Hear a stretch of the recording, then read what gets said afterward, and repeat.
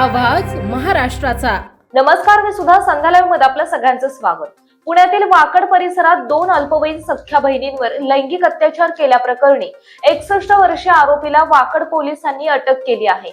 या घटनेमुळे परिसरात संतापाची लाट उसळली असून आरोपीवर कठोर कारवाईची मागणी होत आहे। पुण्यातील वाकड परिसरातून मानवतेला काळीमा फासणारी एक संतापजनक घटना समोर आली। शेजारी राहणाऱ्या 61 वर्षीय रमजान बागवान या आरोपीने 10 आणि 4 वर्षांच्या 2 सख्ख्या चिमुकल्या बहिणींवर लैंगिक अत्याचार केल्याचा आरोप आहे।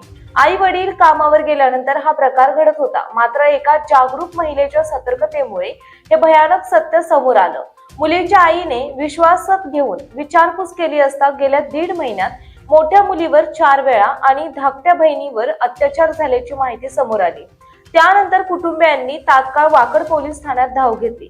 पोलिसांनी आरोपीला त्वरित अटक करत त्याच्यावर पॉक्सो आणि अॅट्रॉसिटी कायद्याअंतर्गत गुन्हा दाखल केला आहे।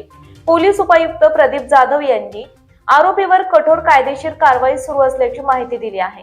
या घटनेमुळे पुण्यात संतापाची लाट उसळली असून महिला संघटनांसह नागरिकांकडून आरोपीला कठोरात कठोर शिक्षा व्हावी अशी मागणी होत आहे। निष्पाप बालकांवरील अत्याचाराच्या अशा घटना थांबवण्यासाठी जलद तपास आणि कठोर शिक्षा हीच काळाची गरज असल्याचं मत व्यक्त केलं जात आहे।